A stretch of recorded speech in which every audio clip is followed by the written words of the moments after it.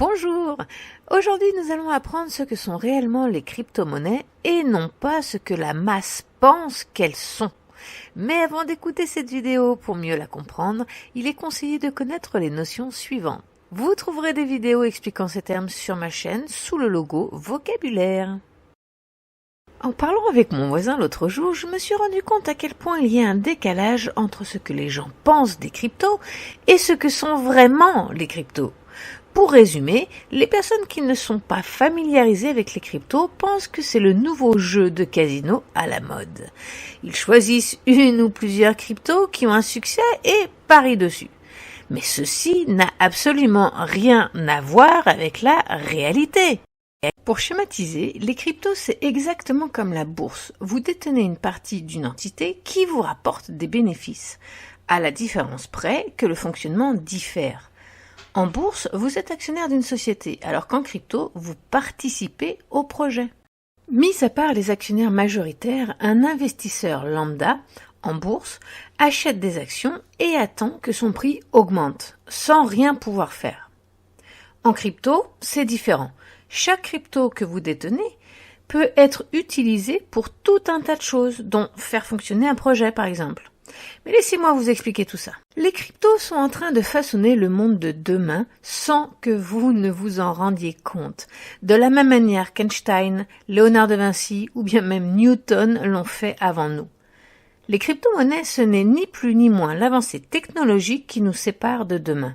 Ce qu'il faut comprendre, c'est que ce n'est pas la crypto-monnaie qui est importante, ce sont toutes les innovations technologiques qui se cachent derrière qu'ils le sont.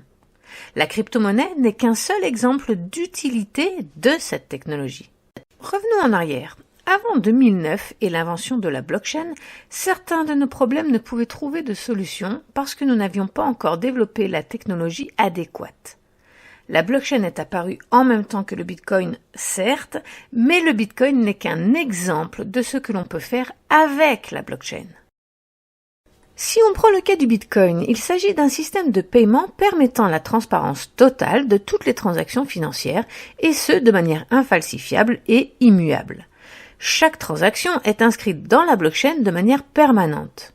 Ceci permet de nombreuses avancées dans le domaine des finances, comme par exemple la difficulté pour blanchir de l'argent, contrairement à ce que vous pourriez penser, ou bien la difficulté à pratiquer la corruption, ou bien encore la difficulté à se faire voler de l'argent. Mais cela permet aussi à n'importe qui d'avoir accès à un moyen de paiement, et avec autant de personnes non bancarisées dans le monde, ceci est une avancée spectaculaire. Cela permet aussi d'avoir une monnaie universelle qui n'appartient à personne, contrairement au dollar américain qui domine l'échiquier mondial. Une monnaie comme le Bitcoin ne peut pas servir de moyen de pression. En plus, le nombre de jetons est limité, ce qui empêche de fabriquer de l'argent basé sur rien. Et pour les détracteurs, sachez que sa valeur vient de son coût de production. Bref, le nombre de problèmes que le Bitcoin résout est énorme. Il faudrait faire une vidéo uniquement sur ce sujet pour en comprendre l'ampleur. Maintenant, parlons du reste. Avant 2015, les avancées technologiques de la blockchain étaient assez limitées. Puis, l'invention des contrats intelligents a vu le jour grâce au projet Ethereum. Un contrat intelligent permet de sceller un accord dans la blockchain et donc une fois scellé, plus rien ne peut l'arrêter. Voici un exemple schématique et simplifié de ce qu'il est alors devenu possible de faire. Vous pouviez passer un contrat qui stipulait que vous alliez acheter pour 1000 $ de Bitcoin lorsque le prix de celui-ci serait de 500 $. Pour ce faire, vous déposiez 1000 $ sur un compte, puis lorsque le prix du Bitcoin passait à 500 $, le contrat s'exécutait et votre transaction passait automatiquement, et ce, sans aucune intervention humaine, et de manière transparente, immuable et infalsifiable.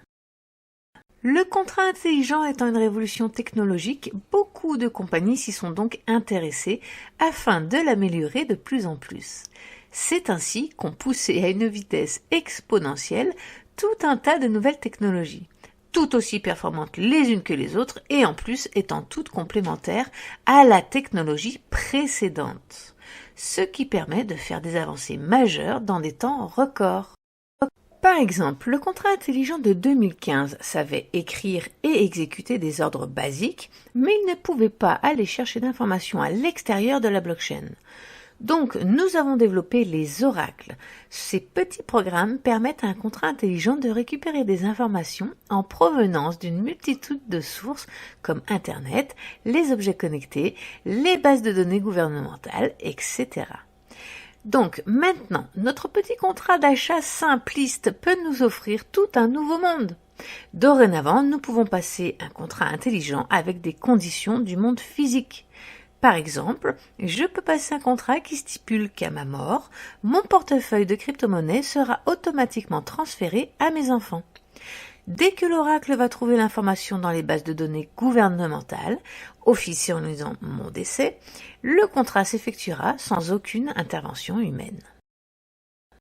Parfait! Nos contrats intelligents progressent à grands pas, mais maintenant on rencontre le problème de la nature des données que l'on peut placer dans un contrat et la transparence de certaines données. Alors, ce que je vous explique n'est pas totalement vrai, mais faisons simple pour l'exemple. Si dans mon contrat, je veux mettre des données sous forme de photos, d'audio, de vidéos ou tout autre support, et si je veux protéger de la vue de tous ce que contiennent ces fichiers, il nous fallait trouver une solution, étant donné que tout ce qui se trouve dans la blockchain est transparent et consultable par tout le monde et en tout temps. C'est là que les NFT viennent résoudre le problème précédent. Dans une capsule NFT, on peut encrypter ce que l'on veut et pour le décrypter, il faut la clé d'encryption. Donc le NFT est inscrit dans la blockchain comme le reste, mais son contenu peut rester privé, si c'est ce que nous souhaitons.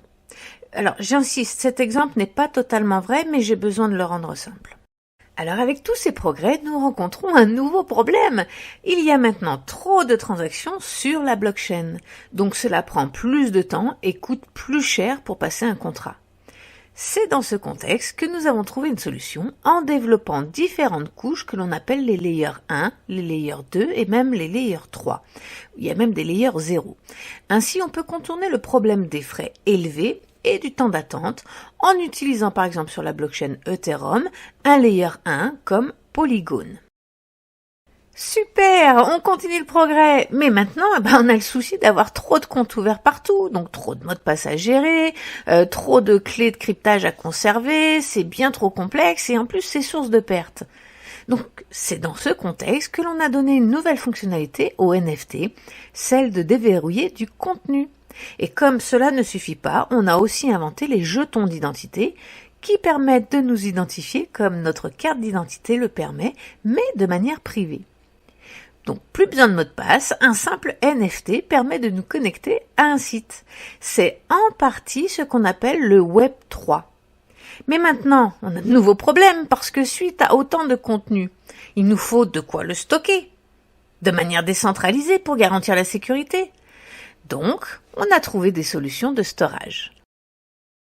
Mais ça ne s'arrête pas là, le progrès continue. Grâce à ces jetons d'identité, on peut maintenant décider de vendre ou non nos informations personnelles. Nous pouvons monnayer nos informations et décider ce que nous voulons en faire au lieu de laisser les grosses sociétés comme Google, Facebook ou bien même Amazon le faire sur notre dos.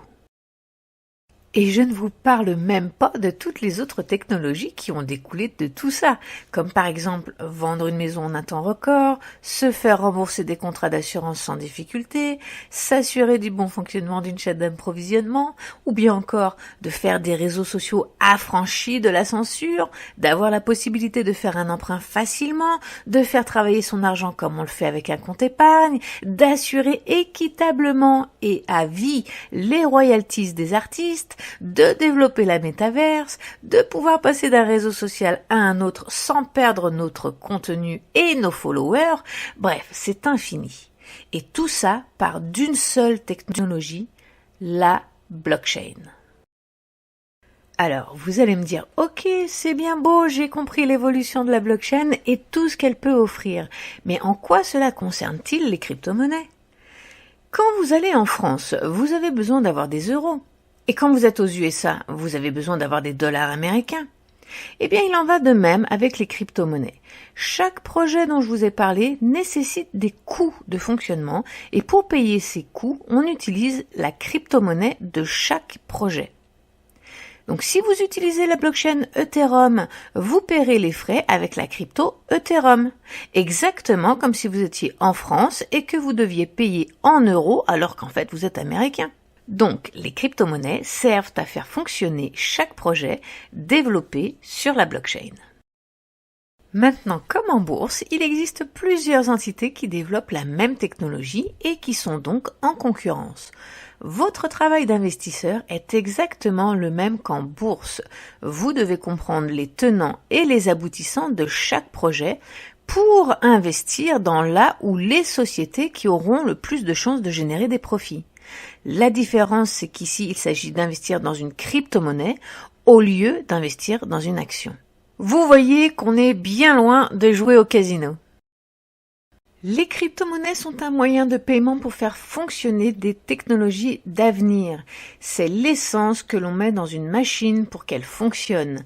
Mais ce qui est important, c'est la machine en elle-même, pas l'essence qu'on a mis dedans. Tout notre avenir technologique découle des projets développés sur la blockchain et pour utiliser ces projets, il faut régler les frais en crypto-monnaie. Voilà, maintenant vous savez, les crypto-monnaies, ce n'est ni un jeu de hasard, ni un phénomène de mode. C'est juste la vapeur qui fait avancer la machine. Vous pouvez remettre votre casquette d'investisseur et contribuer à l'avenir de nos sociétés qui est en train de se construire sous nos pieds. Pensez à vous abonner pour m'encourager et n'hésitez pas à me laisser des commentaires, ça me fait toujours plaisir de vous lire. Très belle journée à tous, bye.